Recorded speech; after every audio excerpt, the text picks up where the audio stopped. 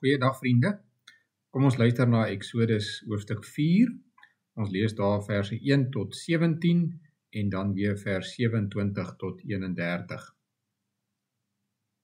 Maar toe sê Moses, sê nou die Israeliete glo my nie en hulle luister nie na my nie en hulle sê die Here het nie aan my verskyn nie. Toe vra die Here vir hom, wat het jy in jou hand? 'n Kierie, antwoord Moses. Gooi die kierie op die grond, sê die Here vir hom. Toe hy dit op die grond gooi, word dit 'n slang en Moses het daarvoor pad gegee. Die Here sê toe vir Moses, steek jou hand uit en gryp hom aan sy stert. Moses steek sy hand uit en gryp hom en skielik word dit weer 'n kierie in sy hand. Toe sê die Here, op grond hiervan sal hulle glo dat die Here, die God van hulle voorvaders, die God van Abraham, die God van Isak, die God van Jakob aan jou verskyn het. Steek nou jou hand in die vou van jou klere. Hy steek toe sy hand in en toe hy dit uittrek, was dit melaats, so wit so sneeu. Hierna sê die Here, steek nou weer jou hand in jou klere. Hy steek toe weer sy hand in en toe hy dit uittrek, was dit gesond. Toe sê die Here, as hulle jou na die eerste wonderwerk nie geglo het nie en hulle nie daaraan gesteer het nie, behoort hulle jou na hierdie een wel te glo. As hulle jou na hierdie twee wonderwerke nog nie glo nie en nie na jou luister nie, moet jy van die Nyl se water vat en op die grond uitgooi. Die water wat jy uit die Nyl gevat het, sal dan op die grond bloed word.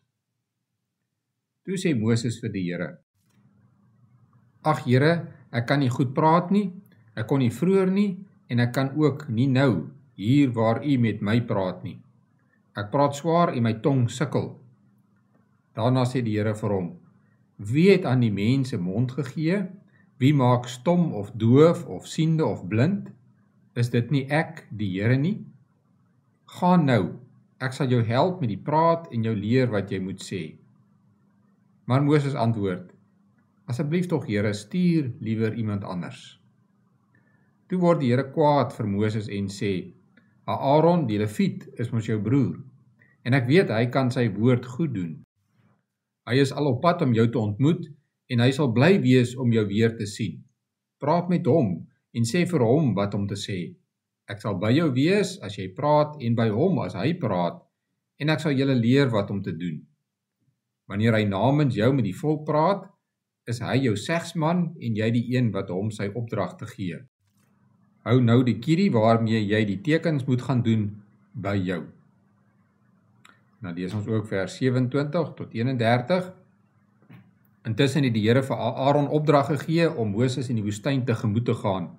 Hy het gegaan en hom by die berg van God aangetref en met 'n soen gegroet.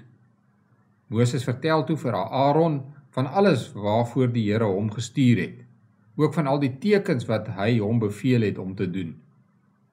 Moses en Aaron het gegaan en al die leiers van die Israeliete bymekaar geroep. Aaron het hulle alles vertel wat die Here vir Moses gesê het, en daarna het Moses die tekens voor die volk gedoen. Hulle het hom geglo. Toe hulle hoor dat die Here die nood van die Israeliete gesien het, en hom hulle lot aangetrek het, het hulle in aanbidding gebuig. Ons lees tot sover uit die woord van die Here. Wanneer die Here in Exodus 3 vir Moses roep, antwoord hy, hier is ek. Maar daarna klink hy glad nie meer so entoesiasties om die Here se opdrag uit te voer nie. Sy eerste verskoning is dat hy nie die Here se naam ken nie. In die vorige oordenking het ons gehoor hoe die Here dit vir hom antwoord. Vandag hoor ons dat Moses vir die Here sê, sê nou die Israeliete glo my nie. Die Here versterk egter Moses se geloof deur vir hom 'n paar wonderwerke te laat doen. Ja, die wonderwerke was bedoel om die Israeliete te oortuig, maar heel eers moes dit vir Moses oortuig. Dit werk vandag nog so met gelowiges. Die meeste predikante sal byvoorbeeld erken dat hulle heel eers vir hulle self preek voordat hulle vir die gemeente preek. Dit gebeur omdat 'n mens self leer wanneer jy ander leer. Daarom is dit goed vir elke gelowige om dit wat hy of sy van die Bybel weet, weer met ander te deel. Wanneer ons saam oor 'n saak gesels tydens 'n informele gesprek of 'n Bybelstudie, leer ons van mekaar, maar jy leer ook deur dit wat jy vir ander verduidelik. Die wonderwerke maak dit aan Moses duidelik dat God mag het oor Egipte en dat hy die mag het om Israel te bevry. Maar Moses maak nog verskonings. Hy kan nie goed praat nie. Die Here antwoord weer eens vir Moses. Hy herinner Moses daaraan dat hy die mond en die vermoë om te praat gemaak het. Hy sal dit vir Moses moontlik maak om met die Israeliete en met die Farao te praat. Maar Moses is nog nie tevrede nie. Eers sê hy, ek kan nie. Maar nou sê hy eintlik reguit vir die Here, ek wil nie. In vers 13 lees ons dat hy die Here smeek om eerder vir iemand anders te stuur. Dan word die Here kwaad. En ons kan dit verstaan. Wie sê nou vir die Here nee? Tog moet ons erken dat ons self hieraan skuldig is. Hoeveel keer bly ons stil wanneer ander mense die Here se naam misbruik of verkeerd optree? Hoeveel geleenthede om die evangelie te verkondig laat ons verbygaan?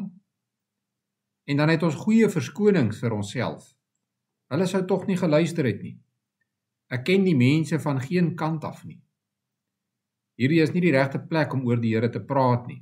Of ek is nie opgelei nie, ek is nie 'n predikant nie. Tog bly die Here nie kwaad vir sy kinders nie. Hy is genadig.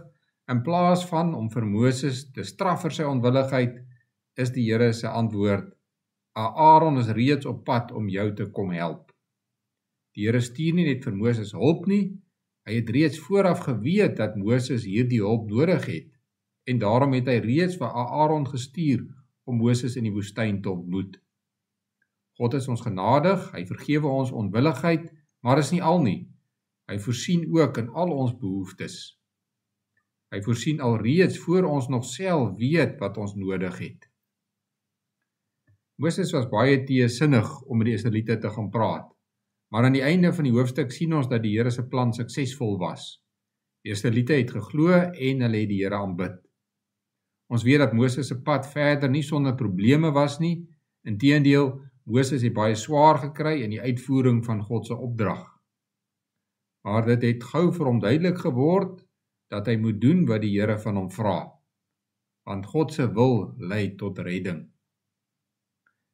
In Hebreërs 10 vers 7 lees ons dat Jesus sê, kyk, ek het gekom, o God, om u wil te doen. In die boekrol is dit van my geskrywe. Dit is 'n aanhaling uit Psalm 40. In die 2020 vertaling word dit so vertaal, kyk, hier is ek om u wil te doen, o God. Jesus sê, hier is ek, en hy maak geen verskonings nie. Hy doen God se wil, hy doen alles wat God van hom vra, perfek. Daarom red hy ons van al ons sondes, hy red ons ook van ons onwilligheid om God se opdragte uit te voer. Hy red ons en hy baan vir ons 'n weg tot die ewige lewe, tot by ons hemelse Vader. Kom ons bid saam. Ons hemelse Vader, as kinders van u wil ons u vandag aanbid. Ons wil u loof en prys vir u grootheid en goedheid. Ons loof en prys u vir u almag, liefde en genade. U het u hande na ons toe uitgesteek om ons te red.